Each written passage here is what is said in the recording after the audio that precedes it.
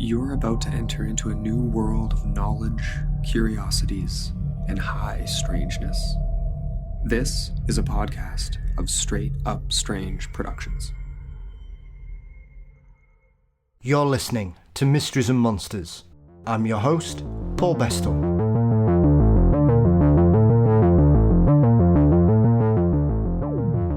Why are aliens here? Preston Dennett's pioneering research shows that one of the primary alien agendas is the healing of humanity. In his book, The Healing Power of UFOs, Preston presents more than 300 cases of people who have been cured from everything from colds to cancer.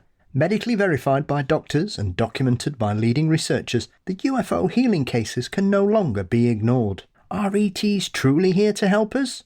But before you decide, listen to those who have been healed and what they have to say. But before Preston and I discuss some of these amazing cases, don't forget you can support Mysteries and Monsters by signing up at patreon.com/mysteriesandmonsters. $4 a month gets you ad-free episodes, guaranteed early releases, bonus content and more. Thank you to each and every one of you that continue to support the show with your contributions. It means a great deal. Mysteries and Monsters is across most social media platforms. Please subscribe to the Mysteries and Monsters channel on YouTube. You can also visit mysteriesandmonsters.com for episodes, news and more. Our exclusive merchandise site is available via TeePublic, and you'll find the link for that in the show notes too. Our intro and outro music is performed by the marvellous Weary Pines. Thank you as always to Dean Bestall for his wonderful artwork, and the show is produced by Mr. Brennan Storr of the Ghost Story Guys. The general narrative in regards to experiencers or contactees is many of them seem to have a negative response, and yet Preston presents dozens of cases where this is clearly not the case.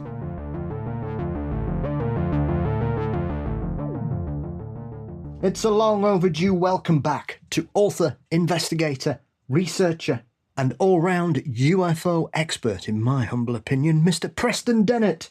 Since his last appearance, Preston has continued to uncover plenty of new and overlooked cases that need fresh eyes. Preston, welcome back, sir. It's always a pleasure. Thanks for having me on.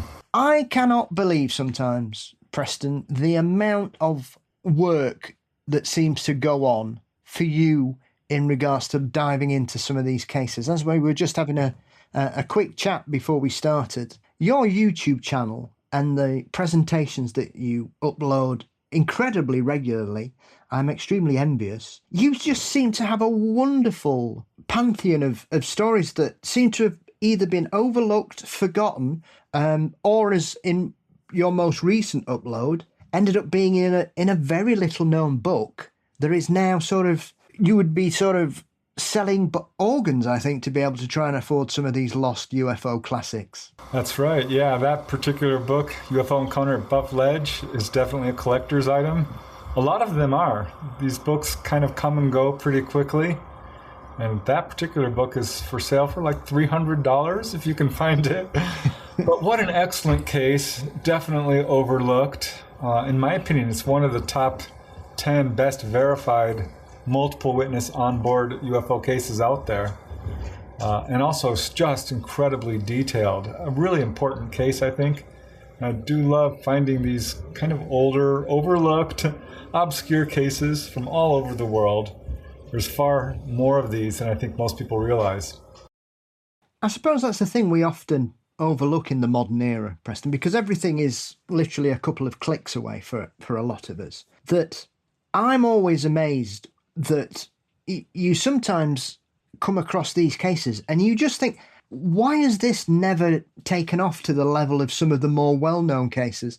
You know, when we talk about some of the incidents that occurred over the Hudson Valley, everybody knows all about that. The Phoenix Lights, everybody knows all about that. And yet we have some cases where, as we're saying here about this one in Vermont, we've got multiple witnesses, all sort of backing each other's testimonies up, supporting each other, but it's not the only one, and you consistently seem to mine these forgotten, incredible cases for our enjoyment and to ponder over.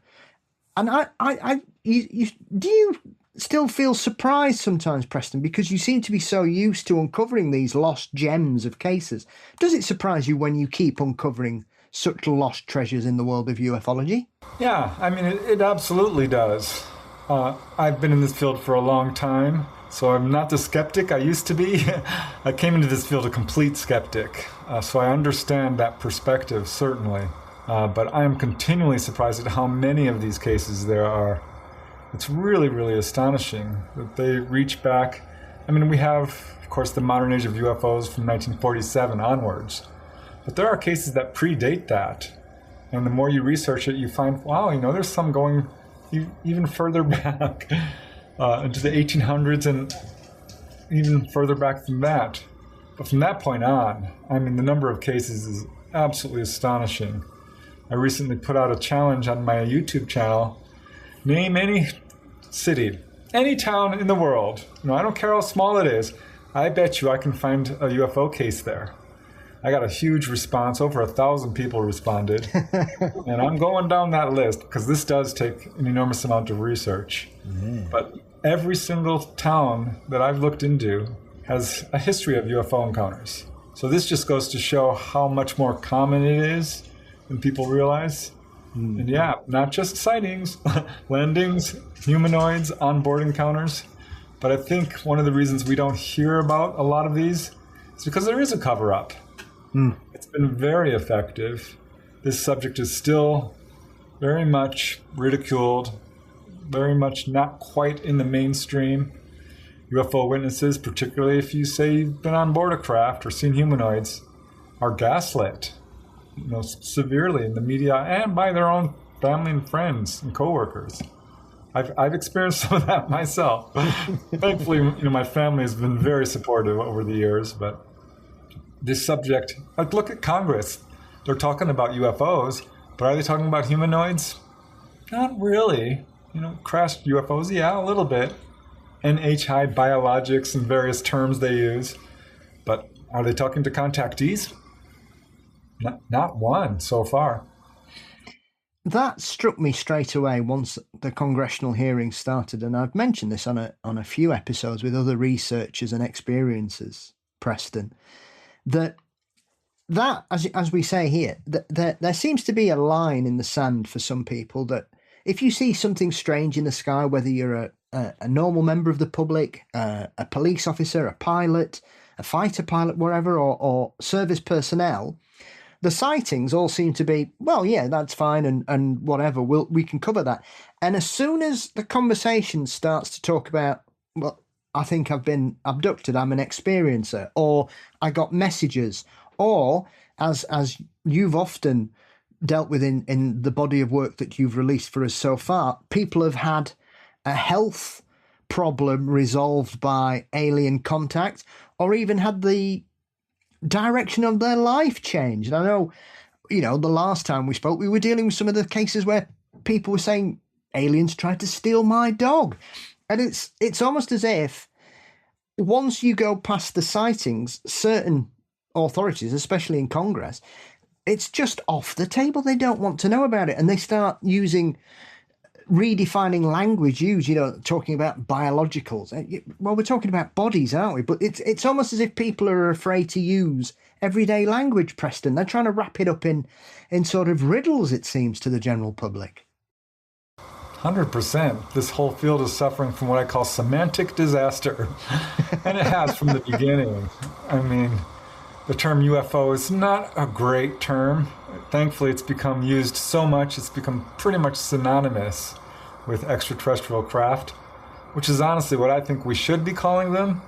Because to me, I think the preponderance of evidence points very clearly to what we're dealing with here. ETs, people very much like us. But this term UAP, I'm not a fan. People call me a ufologist. I don't want to be called a U-apologist. The sound of that just doesn't ring well to me. But seriously, this is a problem. Language sort of defines how we think about things. So if they can use terms to sort of distract and sideline people, well, of course they're going to do it. It's funny to me because ignoring these humanoid cases is a huge missed opportunity, because pretty much everything we know about the extraterrestrial presence on our planet comes from one source. And it's certainly not our government. It's from the contactees. It's from people who've had direct contact. And this offers us such an amazing, unprecedented opportunity to expand our knowledge about life beyond this planet, but really science, astronomy, medicine, health, all of this stuff. Because the ETs, and I think most researchers will agree upon this, are incredibly advanced. Their craft are far superior to our own. They've apparently conquered interstellar distances without using propellant, so they have anti-gravity or are able to travel interdimensionally, apparently. This is what the contactees are being told or shown. But yeah, this is an opportunity for all humanity that really should not be ignored. So for that reason only, I think these cases should be taken seriously. And like you said, it's not just average people who are seeing this, whatever the average quote person is, but it's people from every level of society. Definitely people highly placed in the military or business or politics or scientists. There's a whole list of astronomers who've seen UFOs very close up. Yeah. So you know what? All kinds of people are having these experiences. And this cover-up, it's slowly collapsing under the weight of its own lies, but we're nowhere near where we need to be at this point. It's a shame. I'm intrigued when people who often rail against the government, regardless of what country you're in, Preston, I think there's always vocal criticism of any party or whatever that's in charge of our particular countries at any given time. Obviously, there is absolutely no UFO conversation in British government here. There is nothing happening whatsoever. It's not to the level of Australia where they claim to have lost all their files, which I don't believe under any circumstances. But for me, it just shows that we've got this constant marginalisation of contactees. Even in certain UFO circles, it's almost beyond the pale. And for me, when I've spoken to experiences and people that have had such events in their life, often people will dismiss them as fantasists or delusionists or the usual cliches that are often put forward about these people, Preston. And yet when you speak to them, and I know you'll have spoken to thousands of people in this situation, the one thing that's always struck me about it is how rational they are, how normal they are, how unusual this seems to have been to every part of their life. And often you'll get the people who just don't want to talk about it unless something happens or whatever. I mean, Calvin Parker is an incredible example of that in Pascagoula, who basically just ran away from it for 40 years. And then the last 10 years of his life kind of embraced it, and it almost gave him a new lease of life.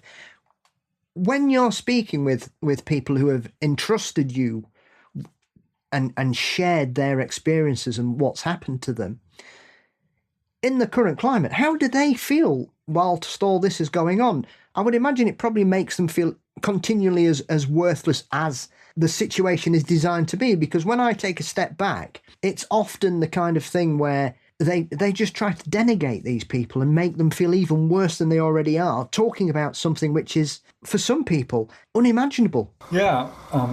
When I got involved in this field in the late 1980s, it was very much worse than it is today.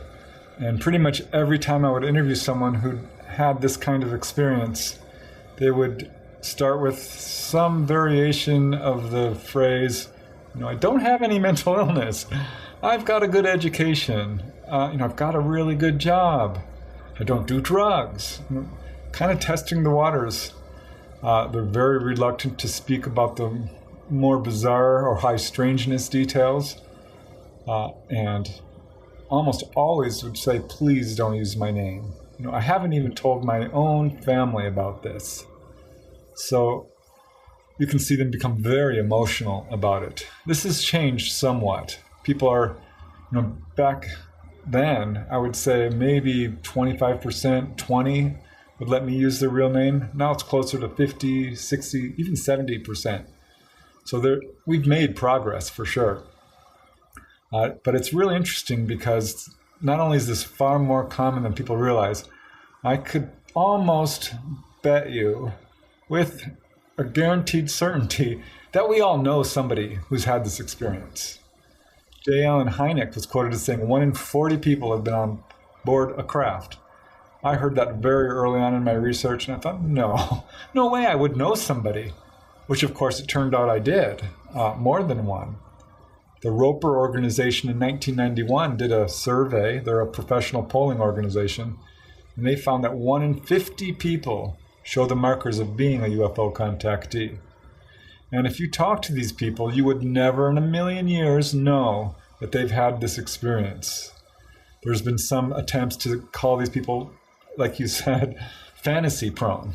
These are fantasy prone personalities. Objective studies showed that wasn't true because they brought in a control group of people, half contactees claiming to be contactees and half not, and the psychologists could not tell the difference between them.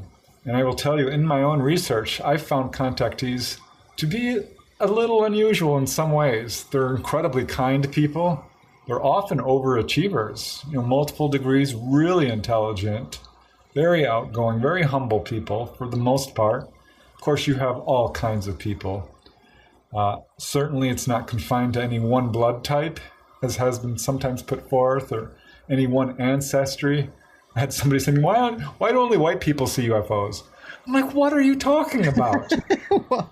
What? And I had to point out, here's people of every single ancestry, pretty much across the board, that I've interviewed who have had direct contact. So yeah, it's people of all different kinds, and you would never know. You would never know. I suppose as well, for me, I mean, you see these kind of sweeping generalizations, and I think the more I've done this show and the longer I've been doing it now, Preston, the more cynical I've gotten in regards to this kind of disinformation stuff. Because I remember about 3 or 4 years ago, there was this image that was being shared widely on X at the time of somebody claiming that only people in America saw UFOs, and they've got this data set and used this map. And because I immersed myself in the weirdness so much since starting this show 7 years ago, as soon as I saw it, I thought, that looks like one of Peter Davenport's maps. And so I checked it, and it was a New Folk report map from 1980 to 2000. And somebody had kind of completely removed all relevance to what it was showing and simply put it forward as only Americans see UFOs. Like you say, well, why do only white people see them? Which we know is palpable nonsense. And I just thought, and loads of people going, well, Americans are like, and all. And I just thought, how little do you have to know about this particular subject? And I've seen it constantly, all kinds, people claiming it was motorized miniature vehicles in the 60s. And I'm like, well, basically what you're saying is you're telling us how little you know about this subject, because you seem to be the person who's gone, oh, everybody else over the last 70 years who's investigated and researched this and looked into it hasn't spotted these things, and I'm a genius for doing it. And you just think, no, you're an idiot, because it's not acceptable. These explanations just don't hold water.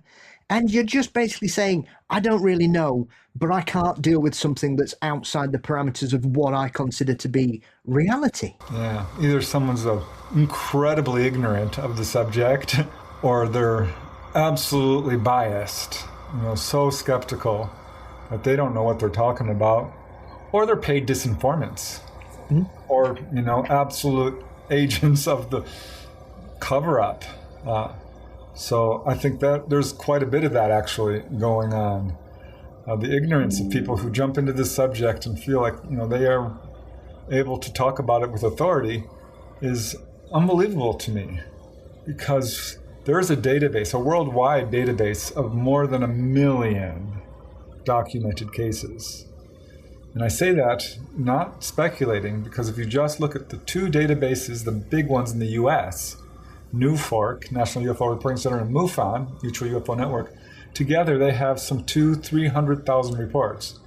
And I'm not talking about APRO or QFOs, or NICAP, Yeah. or any of the thousands upon thousands of cases that appear in local newspapers, because they rarely make national news. And, France, of course, has a UFO reporting service.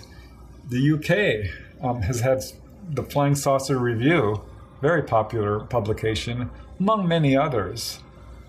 Some countries are not really investigating this in any official capacity, even from a UFO citizens group. It's like the whole continent of Africa. I'm sure it's as absolutely prevalent there, but we don't have a lot of researchers there. Cynthia Hind is really the go-to person for all of Africa. Now we're getting some people who are local there and starting to really talk about the cases that are going on there. But Australia, of course, Russia. We didn't get a lot of information coming out of Russia for the longest time. We still almost know nothing about what's going on in China. But Paul Dong wrote a book, UFOs Over China. Absolutely required reading. They take it very seriously, and people who are very educated are absolutely looking into this subject. Yeah, it's all over the world, which is exactly what you'd expect. 8 billion, 9 billion people now.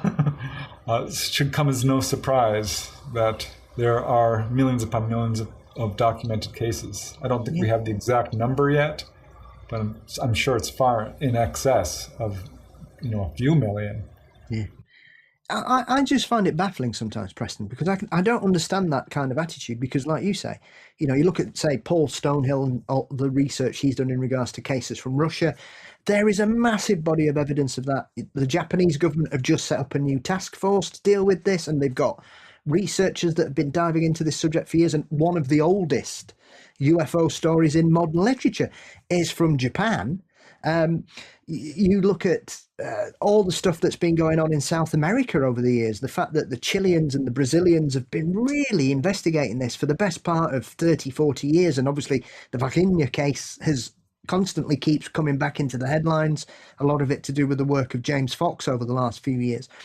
And then, like you say, Africa just seems to be that sort of blind spot at the minute. But I think that there's a lot of cultural situations that have gone on there that perhaps these things just needed somebody to light a spark under a researcher or somebody to get interested in it. But it's across the world, like you say, even into the Pacific. One of my very favourite cases from the 1950s is Father Gill, who was in Papua New Guinea, waving at the aliens, which I've always said, that case really sticks with me, because here we have a missionary, and for me, it would have been far easier for him to have suggested he was seeing angels or getting a message from God. But he clearly didn't, Preston, and that therefore says to me that this is a man, whilst he's followed his calling in religion, he's also open-minded enough to understand that what he was experiencing and what all the other people who were with him as well wasn't messages from God or angels. He was categorical. It was by no means an isolated case either. I was just looking into that, and there was a whole flurry of sightings going on at that time. So I'm going to take a deeper look at that one of these days, because it was part of an actual whole wave of sightings, which I think provides another level of credibility or confirmation. So it's amazing to me. But yeah, the cover-up is worldwide. From what I understand, the governments, to some extent, are cooperating with this cover-up. And it can't go on. It's just it's the wrong choice in the first place. Not telling the truth only leads to wild speculation and distrust. And that's exactly what we're seeing. So I hope that at some point that changes. I'm not optimistic about it. Just based on the behavior of governments from the beginning. No. And research in this subject moves at a glacial pace. Yes. For example, when humanoid reports first started appearing in the 1950s and 60s, UFO researchers were very slow to latch onto that, and basically did not want to hear about humanoids. It was considered too fringe. And this is something that the subject still suffers from. The crash retrieval reports, same exact thing. And if I may, the UFO healing reports, really suffered from that, because there is this fear narrative being put forth. And one of my very first cases involved someone who was healed of a cyst in her fallopian tube. And that's what got me interested in that particular subject, because as we know, Jacques Vallée had a very famous case involving a medical doctor in France who was healed of an axe wound on his ankle and partial paralysis. Ralph and Judy Bloom had a very early case involving a Peruvian customs official who was out on his veranda, struck by a beam of light, cured him of nearsightedness and rheumatism. There was another very famous case in Damon, Texas, involving two police officers, Officer McCoy and Officer Good. One was a supervisor of like 60 officers. So, you know, a good witness. One of them, Officer Good, was struck by a beam of light, which healed him of a flesh wound on his finger. He'd been bitten by a baby pet alligator. But it healed this wound instantly. So these are healing cases. And that was my first book, 1996, UFO Healings. I've since reissued it because I found 100 cases initially, but now over 300. And I can tell you I could probably double that now. And it's very encouraging to me because I can prove pretty much with absolute certainty that this is one of the main reasons people are taken on board. 20, 30, maybe even up to 50% of people experience some kind of healing, depending on which study or which researcher you talk to. But there's hardly a major researcher out there who doesn't have these cases. And if I may just list some very quickly, Bud Hopkins has cases. John Mack has several. David Jacobs takes a dim view of contact, but admits he had someone cured of diphtheria, pneumonia, and all kinds of.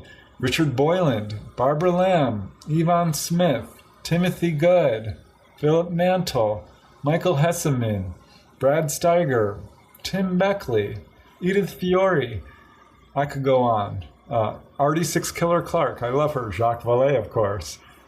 So this is easily demonstrable with this huge number of cases. The fact that they haven't gotten more attention is astonishing to me. They present such good evidence and very encouraging evidence. So it's baffling to me that this doesn't get more attention.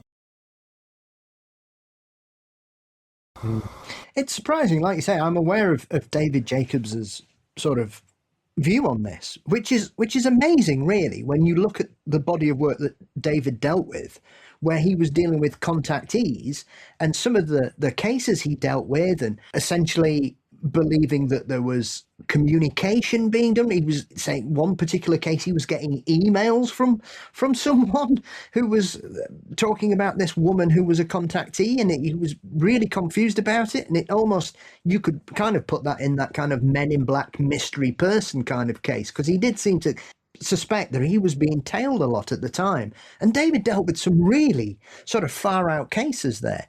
And so when you've got somebody like that, who even he gets to a point where he goes, I'm not too sure about this, but the evidence tells me that this has happened. And I suppose, as you say, with that span of 20 odd years between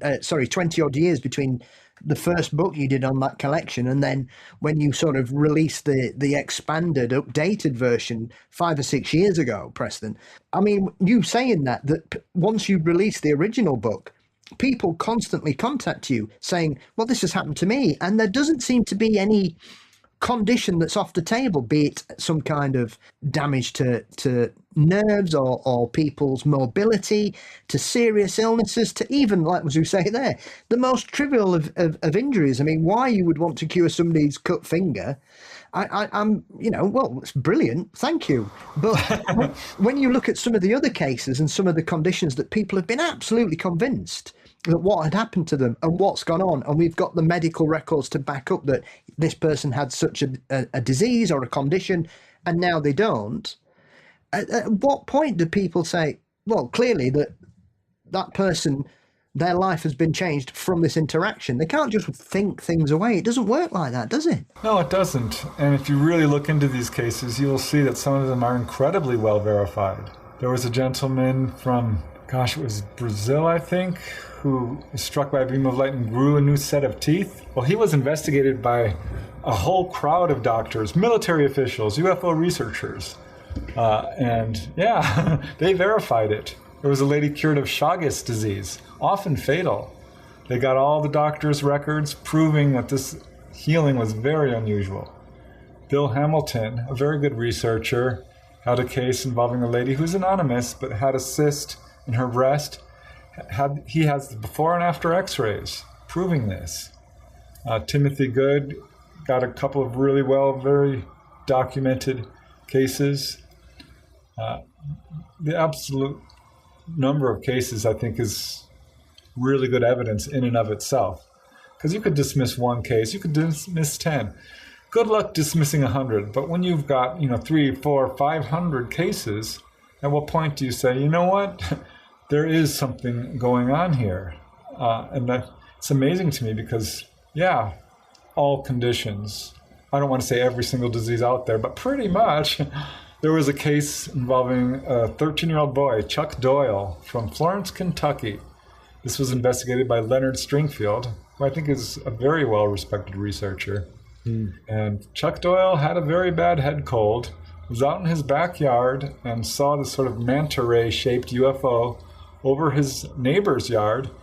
It's sent down this beam of light, which started sweeping across the ground, coming towards him.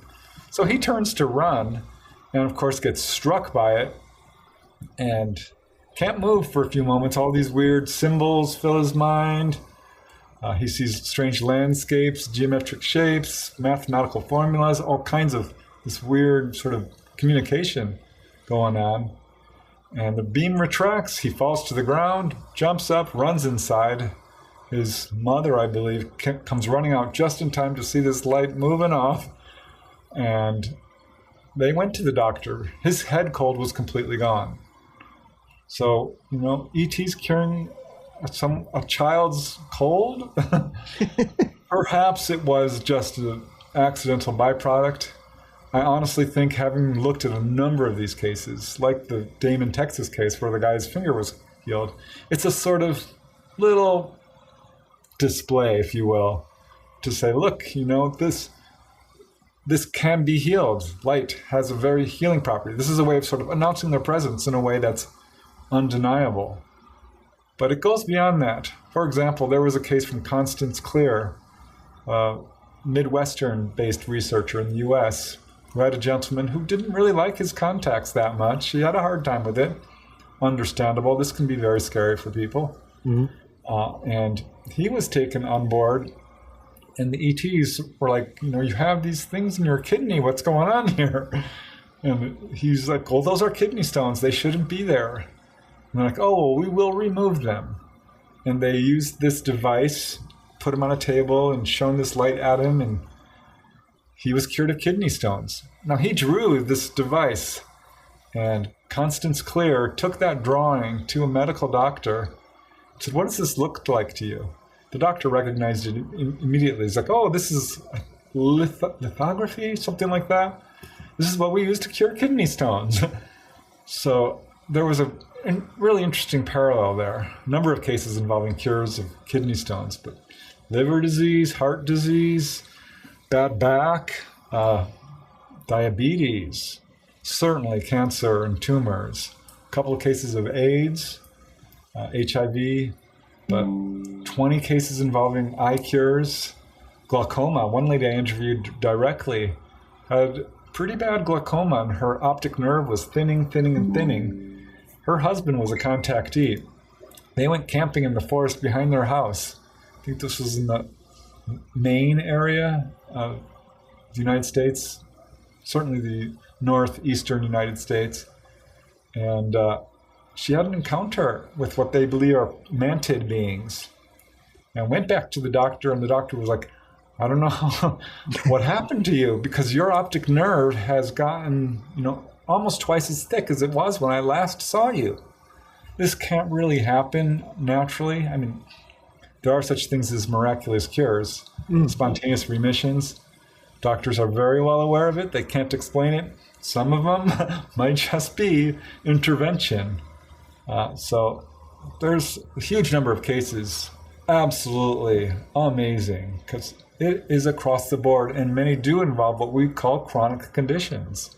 So there's really no such thing, apparently, as a chronic condition. If ETs can cure it, it's just our own lack of understanding or development in medical science. But they do use much the same techniques as we do. People do report operations, being opened up and so forth. But the use of light is amazing. Often, I would say 50% of the cases involve some form of light, simply put. It is. I mean, I've heard you speak before about people who've even been given health advice, essentially. Not necessarily in regards to healing, but essentially saying to them, right, well, we're going to do this, but you've got to promise not to carry on smoking or carry on drinking. And you would say, well, that's a serious health condition, really, because everybody knows the dangers of smoking and what it can do to your body, your environment. It affects every aspect of the human condition. Especially if you're a heavy smoker, Preston, it affects your heart, your blood thins. You can get it causes so many additional problems. And whilst I find these they make me laugh and I enjoy them, it's not because I think they're silly or anything. I just think, well, this is remarkable, really. And where were they 10 years ago when I needed that kind of intervention? I had to wait for the pandemic to make me stop smoking cigarettes. And so those kinds of cases are the ones that make me think, well, that's just, especially if you've been a long-term smoker, you cannot get your lungs cleared within 24 hours. And yet there have been people who have been, it seems, drained of all this tar and crap that gets in every time they smoked a cigarette. It's remarkable. Yeah, I love those cases. Jim Sparks, fairly well-known contactee, had that experience where he was taken on board and the ETs, the little greys, said, "We have a gift for you," and handed him this kind of little box, transparent, filled with black goo. He could smell it. It was revolting, he said. He's like, "What kind of gift is this?" They said, "We removed this from your lungs." And they showed him an image of him being really ill. So they're like, "Stop smoking." I found an identical case from a gentleman who's anonymous. The only difference was the shape of the container. I think it was round in his case. But yeah, they said, "This is our present to you." And he said it was this black goo. And they told him, "You need to stop smoking." Took him on board again and said, "You need to stop smoking marijuana. This is not the life we've had planned for you." Which I thought was an interesting thing to say. Like, wait, you're planning our lives? But they're guiding, is what we see in so many cases. And yeah, they give dietary advice. One lady, Anna Collins and Beth Jamerson, wrote a book called Connections. Those are pseudonyms. One of them was taken on board, and they didn't really like their contacts. They had a hard time with it. And the little gray's like, "You need to stop eating fatty foods. You're gaining too much weight," which kind of absolutely, like, she thought was a slight insult to her. Like, "What, you're calling me fat? Hold on here, who are you?" But it was good advice. My favorite case of that kind was this lady who was suffering from renal failure. Not fully aware of it, but she couldn't go to the bathroom for 3 days, went to the doctor's like, "I'm not feeling well, I haven't been able to urinate." And he's like, "Oh my God, what's wrong with you? You need to go to the emergency room right now. You are suffering from renal failure. This is beyond my capacity." He was a general practitioner. Go to the emergency room. So what does she do? She goes home to call her family and says, "I am in trouble, pray for me, I'm going to go to the doctor." Called her boss and said, "You know what? Not coming into work tomorrow, having an issue," and some friends, and fell asleep on bed, passed out, woke up in a semi-conscious state and saw these little brown-skinned humanoids, not grays, very unusual looking, massaging her stomach. This is what she perceived, right? This went on for some time, and she woke up in the morning and went directly to the restroom and went back to her general practitioner and said, "You know, I'm feeling much better." And he examined her, and he was absolutely baffled, of course. He's like, I don't know what to tell you. Maybe I misdiagnosed you. I don't know. What happened?" And she said, "Well, I think I had an angelic encounter." Now, she's not thinking it was an angelic encounter, right? Yes. But it was about 2 months later, she found herself inside a craft. You know, the round walls, indirect lighting, on a table, These same little beings around her, dressed in kind of like jumpsuits, so clearly not angels, right? Yeah. But at any rate, they put this device, which I've heard described from other people. It's curved and it fits over your chest, and it presents a hologram, a living holograph of the inside of your body. And they said, well, look, here's your kidneys. They're looking pretty good. They're healthy now. And they slid it around or adjusted it, and they said, there's your liver. Do you see your liver? And she looked at it and had all these black spots all over it. And they're like, see those black spots? You need to stop drinking Diet Coke. It's damaging your liver. So that was really interesting to me, because that was a very clear example of dietary advice. But they help people with mental problems as well. I interviewed one gentleman who was somewhat suicidal because he had a breakup and some health problems. He was coughing up blood and had an encounter. And he said, it just lifted my depression completely. One guy was ready to end his life, went out into the desert, ready to do it. A gray appeared. He had missing time, walked away from that encounter, no longer depressed. I've got a number of cases of this sort of thing. So it's not just physical illnesses people are being helped with. And this doesn't surprise me, because while there is a lot of fear surrounding this subject, and I implore everyone to do this, don't believe me, look at the onboard cases. Yes, it can be scary, particularly if you're being physically examined. But if a person is not reacting in absolute fear, because that will distort your perception. If you're absolutely frightened out of your mind, of course you're going to see this as a negative experience, because you're so scared. But if you're not, and you start getting communication from these guys, you will see a very prominent pattern of events, which basically involve guiding, teaching, warning, informing, healing. It's all very, very positive things for us.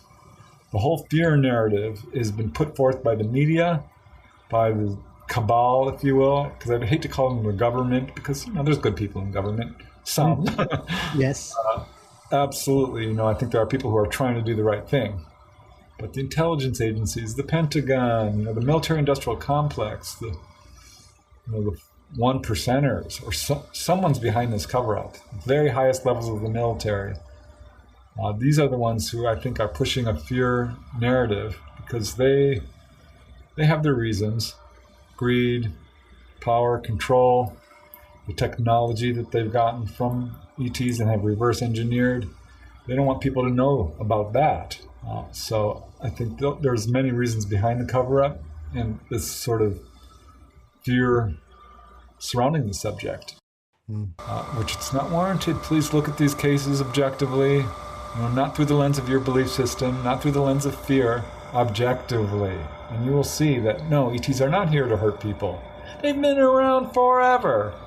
Please, think about this. How long have they been here? As long as we have recorded history. So probably well before that. And certainly that's what contactees have been told. They are not alien as we think of it. They are, the message contactees will get over and over again is, we are you. You are us. We are one. We share a common heritage. We look just like you. Some of them do. Absolutely look like us. So the point is, the differences we see are not other species. It's ancestry. It's the same sort of ancestral differences we have here on this planet. Because there are people with very large eyes, very small eyes, very thin lips, smaller noses, larger noses, frizzy hair, no hair, all kinds of body shapes, all kinds of skin complexions. That's what we're seeing with the so-called ETs. In fact, we ourselves are probably extraterrestrials, we would think of it, because I'm not so sure we evolved here on this planet. That's what the contactees have been told. Like, no, Earth didn't, you're not monkeys. No, that's not how it works. There's some truth to evolution, but not in the sense it's being taught in school. That is inaccurate. So we've got a lot to learn from these guys, and I hope we start paying attention to them, because they've been given the same warnings from day one. I don't care if you talk about Greys or Nordics, or don't like that term, human looking, I should say, because some do have dark skin. Yes. Mantids, little blue beings, tall whites, all of them give the same exact message over and over again. Warnings against nuclear proliferation, nuclear weapons, nuclear power, all of it, anything nuclear. But beyond that, war and aggression, greed and corruption, pollution, the destruction of the environment, all of this stuff. We're very, very concerned about how we treat our planet, each other, and ourselves, which, that's absolutely good advice, I think. I suppose, you've touched on it there, Preston, is that the other striking thing about these cases in regards to where people have had a health or had a condition dealt with on their behalf, it doesn't seem to apply to the usual suspects, like you say. Most people, I think, when they think about contactees or people that have become experiencers, automatically people presume it's the Greys, because I think one of the most famous cases with Whitley Strieber is based on the Greys. But when you read both of your books and you look at it, there seems to be all the usual suspects that get mentioned, like you say, the mantisoids, the Nordics, or the human-looking ones, like you say. There doesn't seem to be. It's not tied to a particular alien or otherworldly creature. There seems to be a full spread of these kind of interventions across the board, and yet, as always, the cliche is the Greys are the only ones that do it, and yet anybody with a basic interest in ufology only has to read a couple of books, a couple of your books, a couple of any great researcher's books, Preston, that deal with contactees, and very quickly it becomes apparent that it's not just the Greys that do these kinds of things. It all goes all across the board. Yeah, which is amazing to me. As a skeptic before I came into this field, I was a fan of Star Trek. I loved it. Yeah. All these, but I'm like, it's a little unrealistic. All these, they're human looking. What's going on here? I was expecting aliens to look like The Blob. Remember that movie? Yes. The Blob? Or, aliens, tentacles and what have you. And of course, that's not what's actually happening. If you look at the reports, we really see almost exclusively humanoids. And so there's been a lot of attempts to sort of categorize these into various genotypes or species, which is almost always doomed to failure, because people are like, well, let's look at the Greys. Turns out, there are some Greys who are 6, 7 feet tall, 5 feet tall, 4 feet, 3 feet. There are cases of humanoids 2 feet, 1 feet tall, and even shorter. Pretty rare, but it does turn up. And of course, mantids getting upwards to 15 feet, all the way down to very short. Humanoids of all kinds. There was a study back in the 60s that George Fawcett, excuse me, I always get the two Fawcett's mixed up. George Fawcett referenced, which said that over 50% of the humanoids people report are 4 feet or under. I thought that was really interesting. But you see little bald-headed humanoids who are not Greys, hairy humanoids, very tall, human-ish looking ones, 6, 7, 8 feet tall, but are very broad chins or huge foreheads or large eyes that, you can't really categorize them as a human looking or a tall white, or they're just different. There's almost these unique descriptions of, quote, ETs.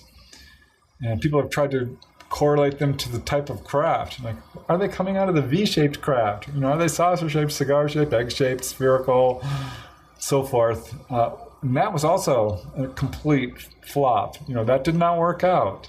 There are some who still put that forth, but I don't find it credible or comprehensive by any means. Because if you do take a look at the huge number of reports, we're looking at 100,000 humanoid reports, probably, somewhere along those lines, which you could easily times by 100, because most people don't report it. 1 in 100, probably. And that's being generous, because really most people don't. So my point is, we're looking at such an incredible variety here that it's very difficult to categorize. even when people talk about grays, I always ask them, well, what did they look like? Well, mine had little round eyes. And others like, oh, they swept around, to the sides of their head. And some say, well, they were blue-eyed, actually. And, some had protruding noses. Others talk about how they were a little bluish-skinned, yellowish-skinned, very peach or pink, or bone white, or gray, or variations of that. Even among the mantids, it was sort of mottled brown, is how one person. It was sort of gray. It was definitely green. So you have all of these variations on every single aspect of these beings. I think we do know one thing, that some of these little short 3-foot grays, not all of them, some, are biological androids. I have a favorite contactee. I wrote a book about her, Symmetry, A True UFO Adventure, Dolly Safran. And what an absolute honor and stroke of luck that we got connected, because she is the first person that I've ever interviewed who was completely moved beyond fear, had full-on interactions, very well-verified case. In terms of, I've seen the UFOs, I had my own onboard experience with her craft. I was taken on board, so for me it's beyond belief. It's first-hand knowledge. But photographic evidence, medical evidence, corroborating witnesses, implant evidence. So her case is legit, and she talks about how she saw these, just like Whitley Strieber saw these little guys stacked up like cordwood. She's like, oh yeah, they put them in a room and they lock their arms up and they switch them off and on, and they're not living beings. They're not born, they don't die. They're biological androids.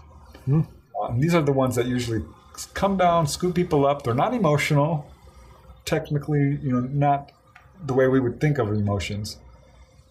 So that caused a lot of confusion in this field, and still does for a long time. Where people say, oh, the Greys are not emotional. Well, they are. Because I've talked to a number of people who said, I felt the kind of love from this Grey that I have never felt before. That exact phrase, a love like never before. Stronger, unconditional, better than when they held their baby for the first time, or got married, is how some people put it. This absolutely all-encompassing love. Unconditional. And those were what we're looking at, are people, essentially.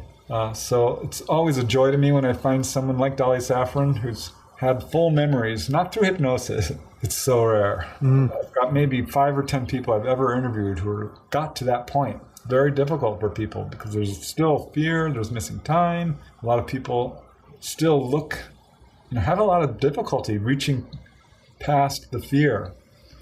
But most do. I'm going to say 80 to 90% of the people I've interviewed started out with a lot of trouble, a lot of fear, insomnia even, and nightmares and PTSD. But eventually get to the point like, well, gosh, they healed me. I've had a psychic awakening. Yes. I've had all these wonderful things happen. They changed the course of my life. Most people wouldn't trade it for anything. I still have a few, who said, oh, it's demonic. It's not, in my opinion. I'm going to underline that. Having done research into all aspects of the paranormal, because I was forced to, basically, to really understand what's going on here. There is a connection there. Don't think they're demonic. I think some of these people, the guy who had that conclusion, and he agrees with me, was MyLabbed, military abduction, mind control. He had a very negative experience, but he was hypnotized, and they sat him down, they gave him drugs, the whole deal. So he had some very negative experiences. They weren't ETs. That was us doing it. There's some prominent contactees out there who are putting that narrative forth, thinking it's ETs, and it's not, in my opinion. This is something we need to be very careful about, because people are like, how you're a Pollyanna about this? You're being all sanguine. You're an ET apologist. I'm like, no. I am putting these cases forth. I will sometimes look at a case. I'm like, no, this is not above board here. I'm not going to put this case forth. I've got real questions about it. But if I feel like this is a legitimate case, I will report it objectively. And if you look at my books, there are cases in there where people were not happy about it. because it was very difficult for them. It's funny because I've interviewed people who've had the same exact experience in its particulars and its details and came away with completely different viewpoints. Yes. So it is, it's the onus is on us in terms of the fear that we're experiencing. Because ETs will almost always say, don't be afraid, have no fear, no harm will come to you. This is not what home invaders say when they come into your house here on Earth. And if you're abducted here on Earth by another human, you're not going to be healed. Are you kidding me? They're not going to tell you to stop using nuclear weapons and warnings about all of this and give you advice on your personal life and so forth. It almost always ends badly when it's another human. Yes. When it's an ET, no, it actually works out pretty well, though it can be very scary. It's a completely different experience from being, quote, abducted, which is why I don't use that term anymore. I call them on-board experiences. Yeah. I got in trouble. People even tell me, but I wasn't abducted. I was invited on board. I chose this. Not everyone feels that way, certainly, but I've come to realize that that is probably what's going on here. I think one of the most striking sections in the book is people who are in generally good health, who seem to get a health upgrade. Preston, I know obviously we've been talking about a lot of people who've got serious conditions or infections or issues with limbs and cuts and bruises and all kinds of things. But you've also got several encounters where people who consider themselves very healthy, eat well, exercise regularly, look after themselves, and they've gone on board and been given a boost for some reason, which is one of those that, once again, makes me chuckle and think, why does this person need this booster then? Haven't they not reached their full potential? And as we've said earlier, in other cases, this is not the plan that people have for them. Are these people getting this kind of sort of refurb, as it were, in their physicality to enable them to proceed as is expected, it would seem? Yeah, there's a number of cases like that. John Mack talked extensively about that in his book. There was a case by RD6 Killer Clark. I love her as a researcher. 3 books, not a lot out there, but very objective, very different from a lot of the reporting out there, which always raises eyebrows for me because I'm like, how can her stuff be much more like mine and Barbara Lamb and John Mack as opposed to some of these other folks who is a bit fear-based. But she has a number of these cases, and one comes to mind where she interviewed this gentleman who is a bicycle racer and was taken on board with a number of other people. After his encounter, he was much faster, much stronger, started winning all his races, which is interesting to me. John Hunter Gray, this is an important case. He was a social worker. He's a Native American. He's now passed on. But he had an experience in Richland Center, Wisconsin, with his son, Grays. Pulled him on board. It was a very typical examination and let him go.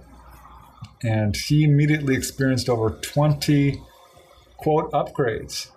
He immediately quit smoking, which was interesting. He was a heavy smoker, but he grew a couple of inches. Mind you, he was in his 30s or 40s at the time. His feet increased a couple of sizes. His skin tightened up. He lost his wrinkles, had 5 o'clock shadow. His nails started growing. His scars healed. He lost weight. He counted 20 different physiological improvements. Never got sick after that for the longest time. No flus, nothing. One guy I interviewed went to the doctor for a regular checkup. He was like 60 or 70. The doctor was amazed. He's like, you have the lungs of an 18-year-old. I don't know how this can be. Another guy I interviewed, now that I remember it, went from Ohio, Cincinnati, Ohio, went to the doctor. He is a heavy smoker. The doctor's like, you don't smoke. He's like, oh yeah, I do. You want me to prove it? Let's light one up. And he's like, no, don't lie to me. I've got the x-rays of your lungs and they're completely clear.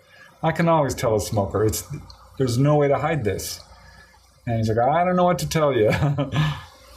Didn't really mention that he's had contact.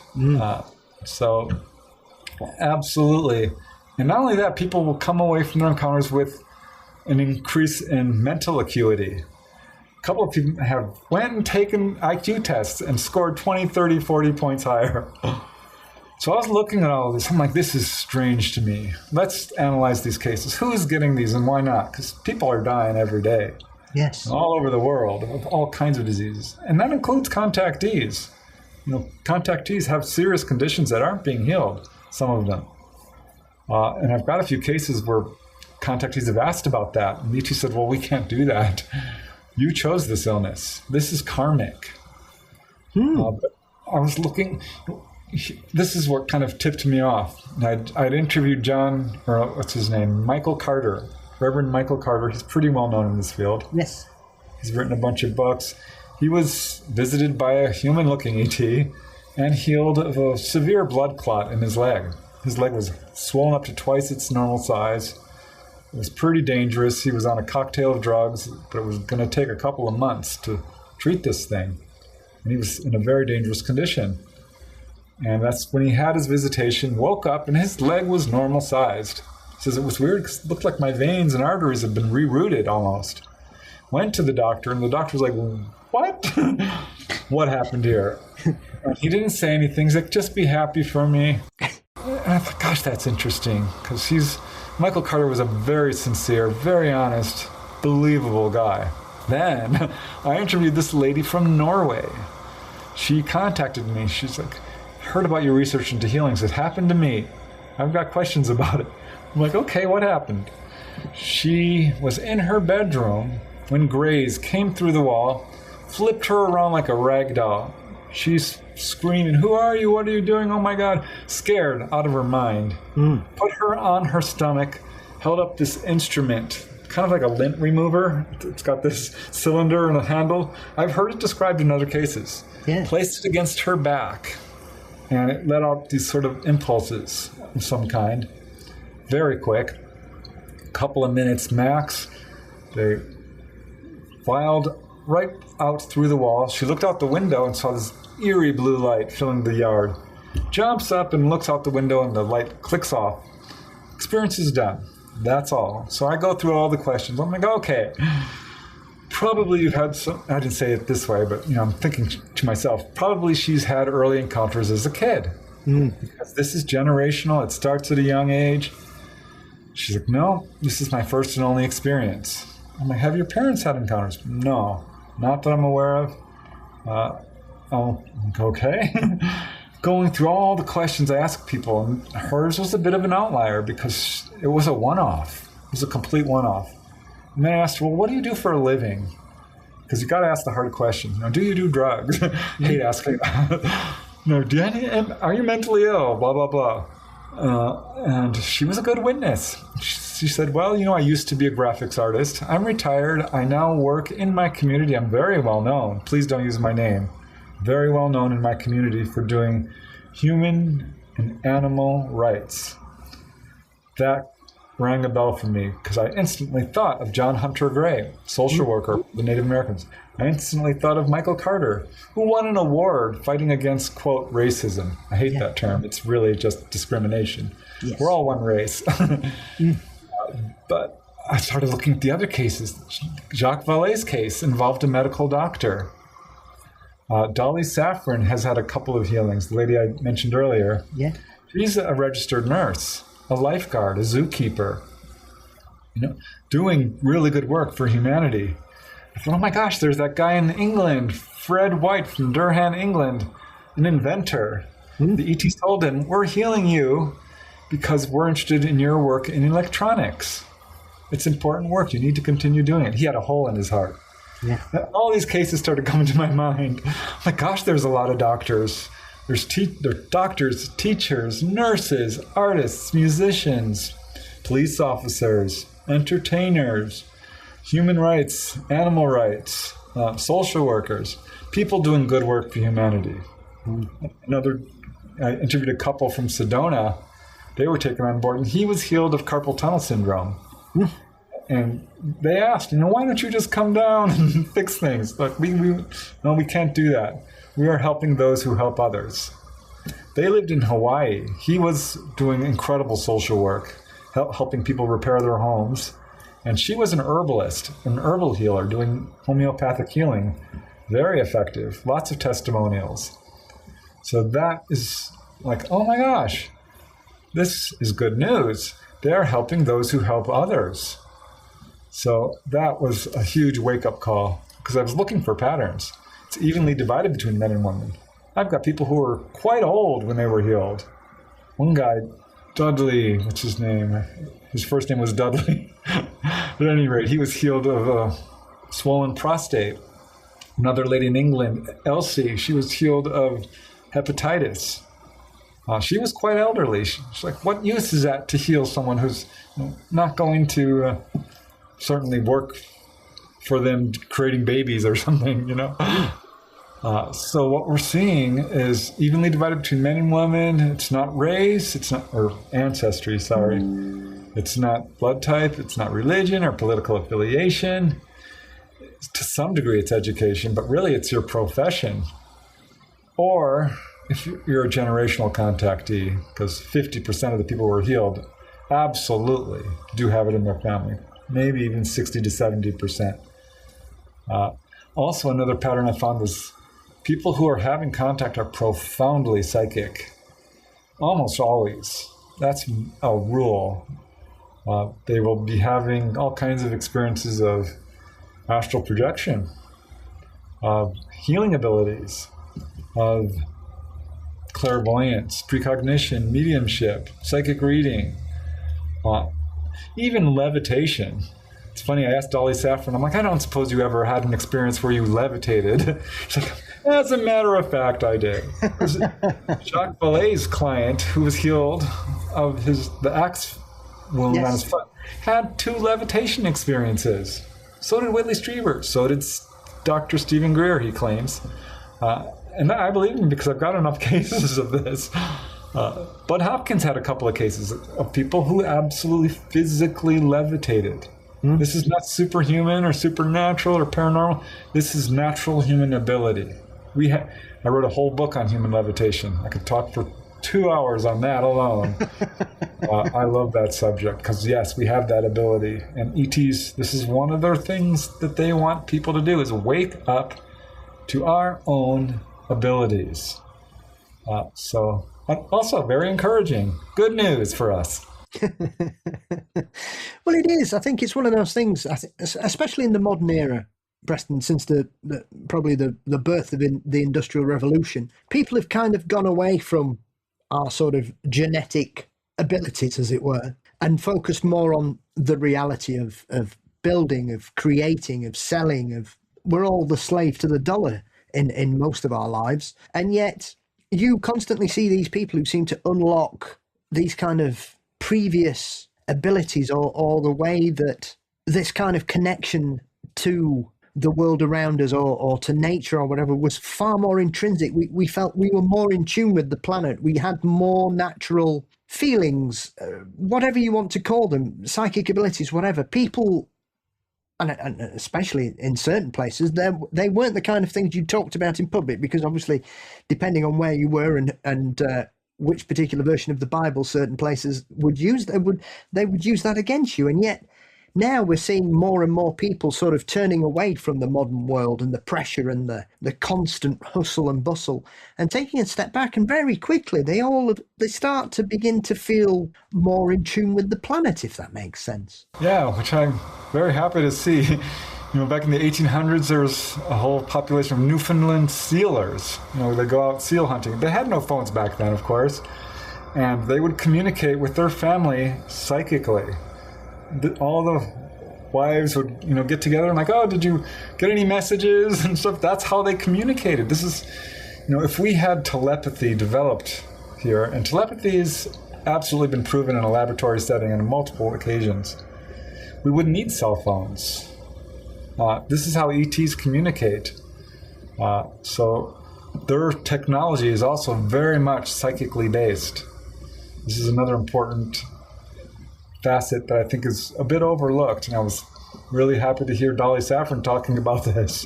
She's like, these craft are actually living beings. I've had a lot of people tell me this. But they trained her how to fly these craft and psychically. Grant Cameron, excellent Canadian researcher, wrote a book called Sky Pilots, interviewed some, 40 people or so, who claimed to have been placed in the pilot seat and trained how to fly these craft. And again, psychically driven. So their technology is very much psychically based. We're slowly moving towards that. But as far as like transhumanism, having implants placed in my brain, I'm not doing that. No. No, I'm not doing that. Because we have these abilities and we can do all of these things that we're depending on technology to do. And that includes healing, and that includes telepathy, and that includes all kinds of things. It's amazing to me how absolutely powerful beings we are. And if you look, Butler's Lives of the Saints, I recommend that book. It's very tiny writing on both pages, and it's like 3,000 pages, multi-volume set. So good luck. I read it because I was fascinated by it, because these people described all these abilities of immunity to fire, superhuman strength, multiplication of food. I mean, just crazy stuff, mind reading. And they called them thaumaturges back in the Middle Ages, wonder workers. Look at Padre Pio. He's a modern example of the things he could do. Amazing. So I wish we could all get back towards that. It would make this, if we were all telepathic, we could get rid of these corrupt world leaders in a moment. Yeah. Next election, everyone just takes a look at all the, no, you're out. I can see what's going on in your head. No, not you. You I like. And that's what we're going to have to get to. It was funny because there was a recent contactee case I was looking into involving two young kids from South Dakota, Leo Dworshak and his brother Mike Dworshak. The ETs told them flat out, corruption in your government is going to be your downfall if you do not address it.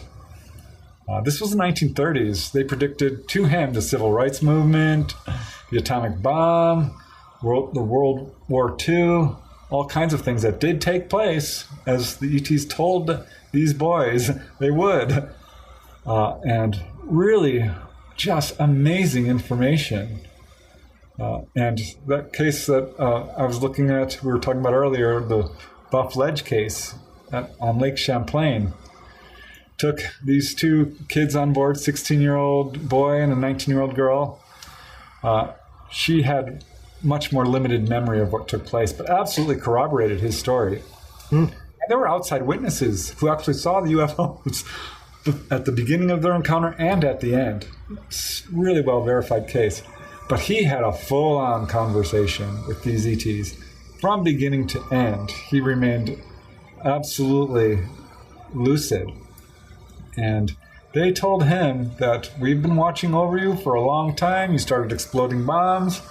That caused us to pay special attention to you. You really need to stop doing that because you have no idea how dangerous this is.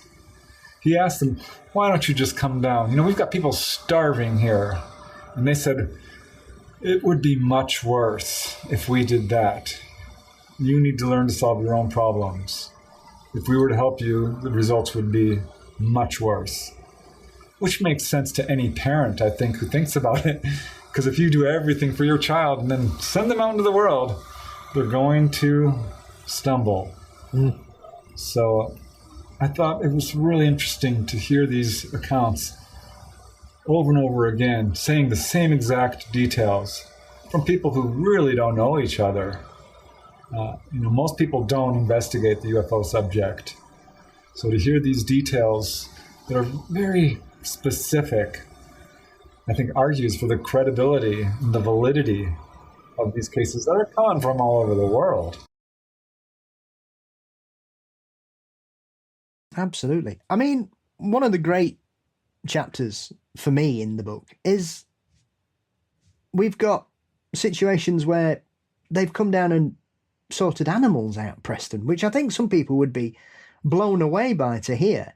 But when I read the book originally and reread it recently, the story about the young lady from Texas who was watching her roosters start fighting, and then a UFO turned up, zapped them, and everybody calmed down. And I'm like, hang on, what's going? Why is that happening? And then you see there are stories that affect horses, cats, dogs, and you just think, right, where are we going with this bit? Because, I mean, the suggestion here, I suspect, Preston, is we only have an insight to those kinds of interactions with people or with their animals because a person is there. For all we know, this could be going on all over the world, but obviously only domestic pets would be visualized receiving such assistance, whereas wild animals could be anywhere on the planet, could be getting health checkups all over the place. And because we're not there, we've no idea.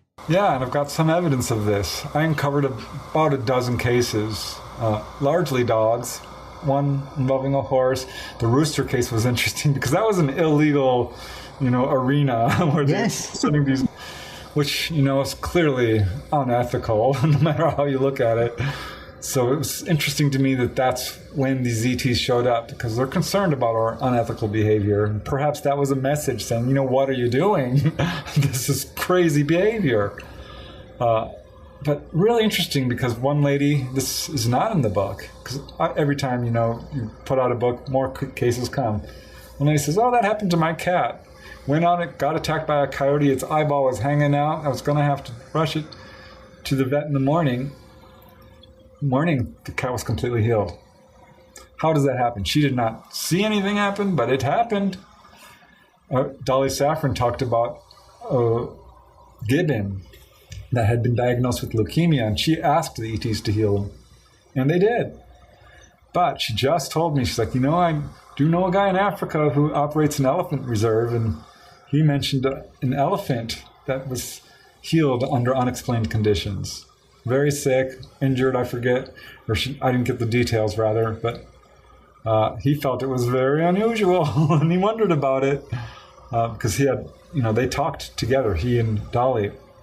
So yeah, that's an elephant case that I certainly haven't traced or verified, but it's certainly intriguing to me.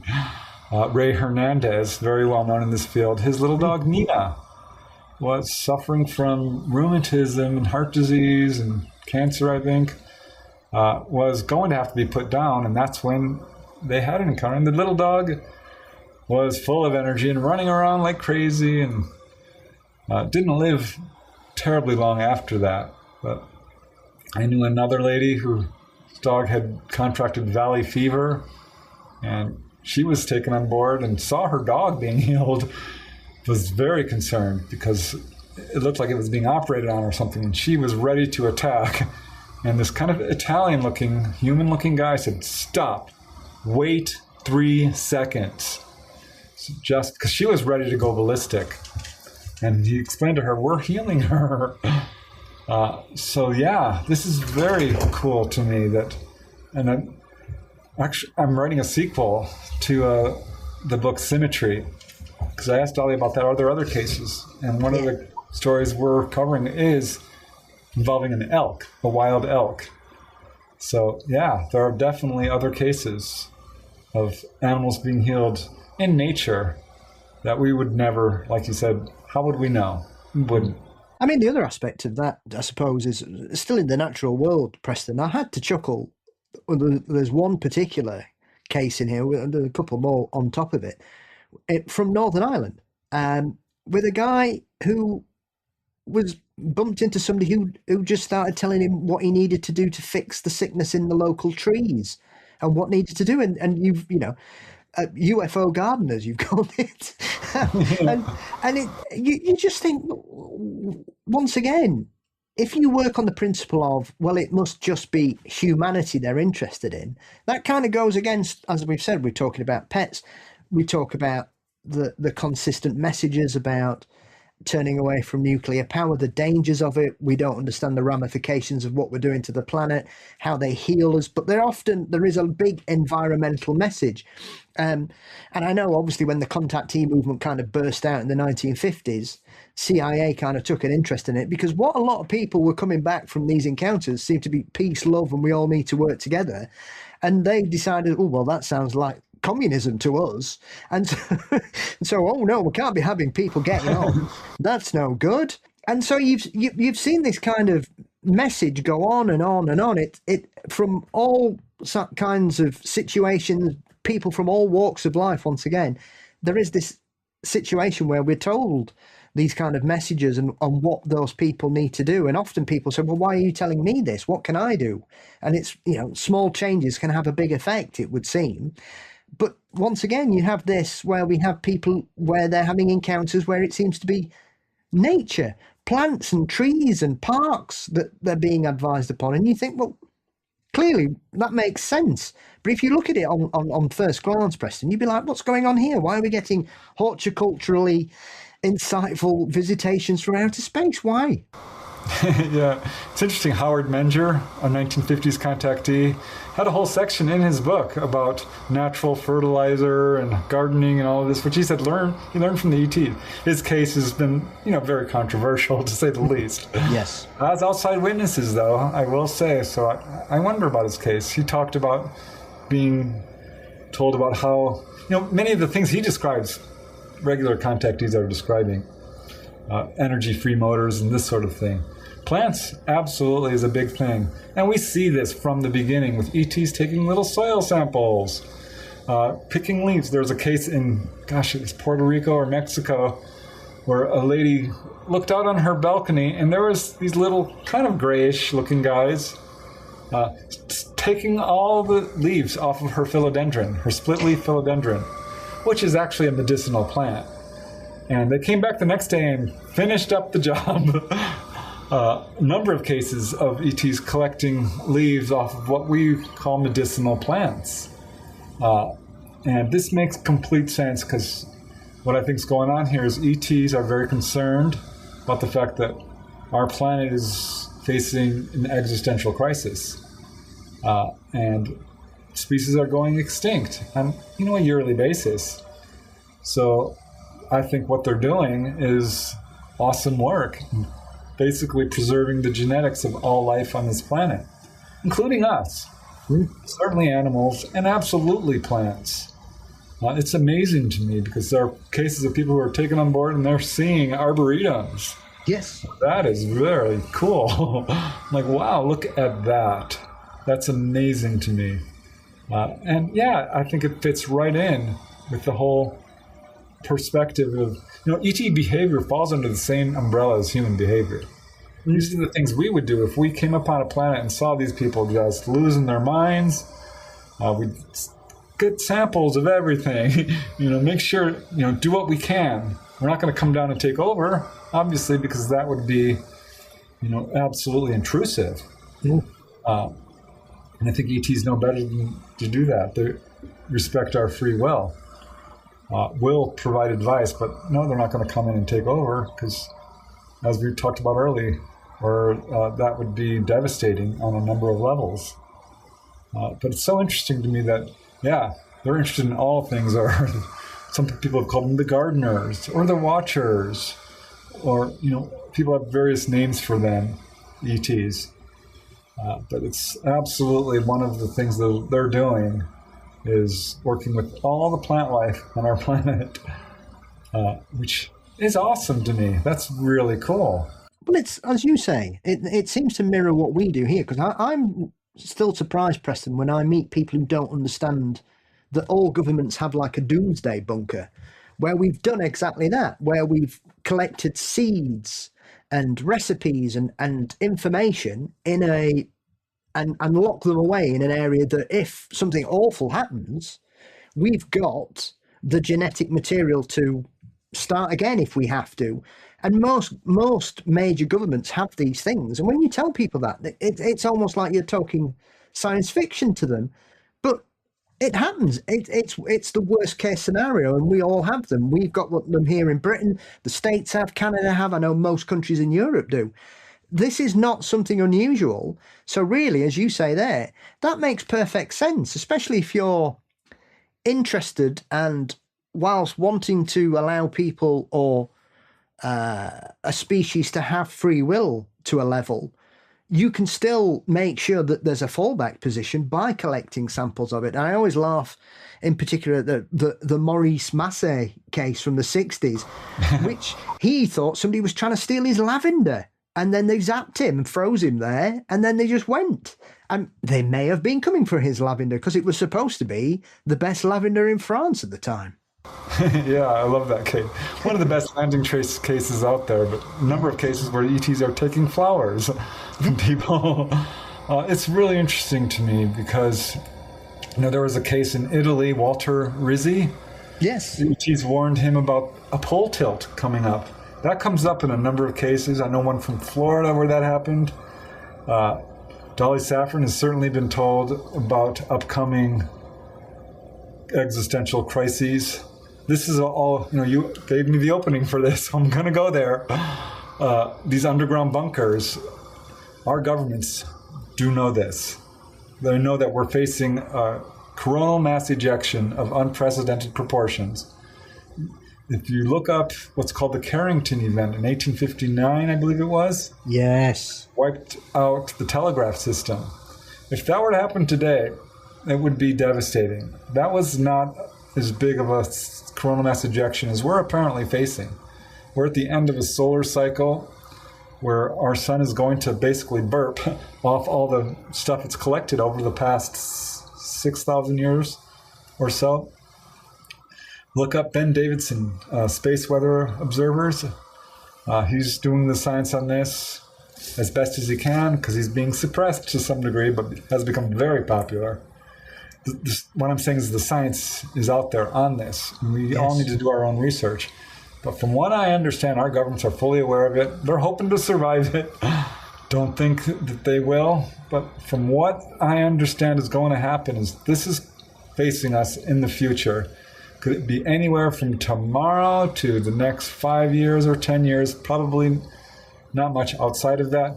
Very hard to predict geological events, obviously. So if it was 20 years, I personally wouldn't be surprised. Dolly Saffron told me, no, it's coming much sooner than that. And we're seeing these crazy CMEs. We're seeing the northern lights down in the southern United States. Yep. This is our magnetic field collapsing. And the magnetic poles are shifting like crazy. It's already happening on other planets. Our governments know about this. We're facing this existential crisis, and if and when the grid goes down, this is going to cause enormous havoc. And if you look at the contactee population, you will see an enormous number of them moving off grid. Yes. And collecting food and water. That would be my advice to people. You can spend $200-300 and get 2-year supply of just beans, rice, and pasta, which we'll keep for 2 years, easy. And I would definitely do that. Find a water source. Be prepared for this, because we all know what happens when the grocery store shelves go empty. We watch this happen. Yes. So I'm thinking our governments are nefarious, and the secret governments, the cabal. They are not planning to protect anybody but themselves, these 1%ers. It's up to us to protect ourselves. Good news is, almost every contactee who's got any real degree of communication gets a message of the sky filling with craft and ETs scooping people up. This would be after everything goes down, unfortunately, because from what I understand, they're not here now. Dolly Saffron was the first to tell me this. I'm like, what are you talking about? She's like, they left. They were crashing too often. Roswell was not an accident. I mean, it was an accident, but it was predictable to a sense. And there's been a number of UFO crashes over the years have escalated. So they left. When she told me that, I'm like, oh, that's a big deal. What you're saying is kind of a big deal. And have been contacted by a number of other contactees, because I started looking for this. It's like, no, I haven't had any encounters in 2 or 3 years. Don't know what's going on. So this is something to be aware of. But the good news is, they're planning on coming back. And for those who are, good people, they're not going to take murderers. They're not going to take those who polluted. They're not going to take those government folks who are absolutely on the wrong side. Yeah. but anyone who can survive this, and there's a lot more contactees out there, like I talked about. It's not, a few thousand. It's not, it's millions. So it's very encouraging.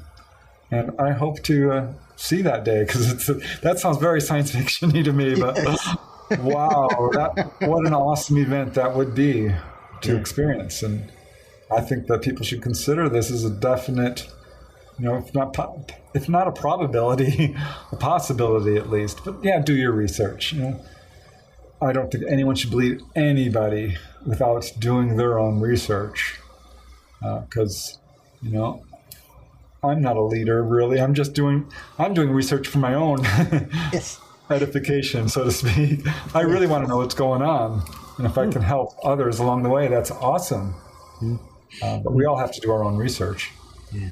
I mean, it's an interesting point you raise about CMEs there, Preston, because I think this is one of those things that people just don't either comprehend or want to think about.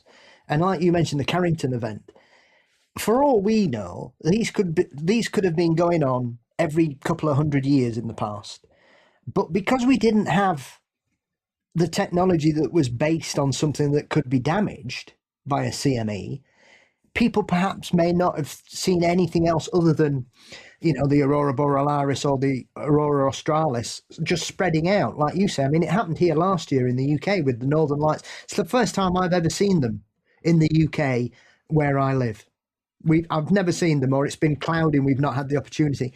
And then last year, it was the most mesmerizing thing I've ever seen in my life, Preston. I always thought I'd have to go to Scandinavia or Iceland or somewhere to see them, or northern Canada. And yet there they were in my back garden. And to the point that I had to go to bed because I was up all night just taking pictures of the sky. It was amazing. And when you talk about CMEs or the Carrington event, it baffles me that the whole world is so reliant on electric grids that any serious CME would cripple the planet in seconds. And people just seem to, like you say there, I think it's one of those things, as in the reliance on fossil fuels still, is for a lot of people, they don't think they're going to be here when the shit hits the fan. And so as far as they're concerned, well, why bother? Because I'm not going to be here. It's not going to affect me. Yeah, it might affect your children or your grandchildren or your great-grandchildren. But as for some people, they just don't care. And I think in high levels of government, the CME situation is exactly the same kind of thing, Preston. I think they're just hoping that it's going to happen in 2059 and not 2027, and just hope for the best. And if it does happen, well, it's okay because I've already shuffled off this mortal coil. Yeah, which is a terrible attitude if you think. It's awful. It's just terrible because we can't just use up the planet and leave a garbage dump for everyone who's left behind. That's ridiculous. Yes, but I think it's something people should be aware of. I don't know that it's happened over the past couple of 100 years because we've had metal for a very long time. And if there were a giant, massive CME, it would affect all metal on this planet. So we would have known. But yeah, definitely something to look into. And like I said, this is survivable. It's going to, people in heavily populated city centers are likely to have a very difficult time with it because most people don't have food for more than a week. Nope. But yeah, you can. It's not hard to do. And even if you live in an apartment, you can certainly grow tomatoes on your windowsill. Or, and there's all kinds of methods to collect water pretty easily, which you can look into. But just something to be aware of. And I think it's really important that this is one of the reasons Dolly Saffron came forward, because most don't. Most are just, don't want to deal with the gaslighting and the ridicule and the skepticism, which can get vicious. But she did, and God bless her for it. And God bless all contactees who have come forward with this message. And God bless the ETs, because frankly, they didn't have to do anything either. No.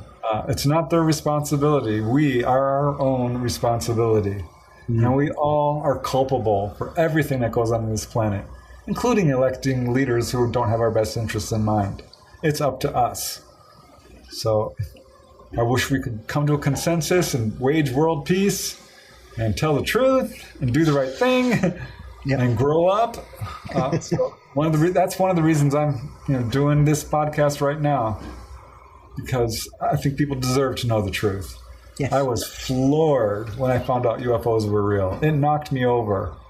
So that was a huge shock. And it just keeps getting, I'm like, oh my God, now what? So, it's an ongoing thing, but absolutely don't live in fear. That doesn't help. We're immortal beings. We're going to survive no matter what happens.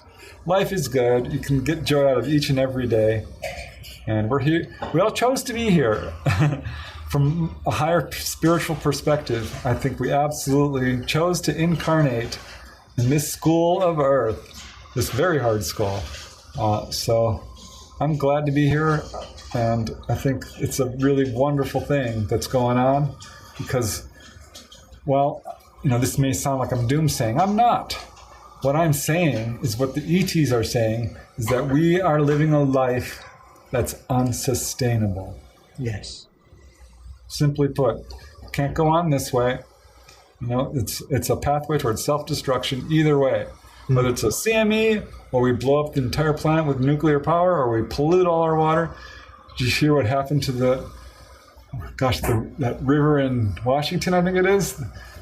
The biggest sewage spill ever. They've destroyed the Potomac. Oh, that's right. The Potomac River. Yeah. Devastating. The biggest sewage spill in U.S. history. Great. More good news. Well, on that cheery note, Preston, I would like to say thank you. Before I let you leave, what's next on the agenda? Do you have a new book coming out? I would imagine you've got many a speaking engagement coming up over the rest of the year. So what does the rest of 2026 look like so far for you, sir?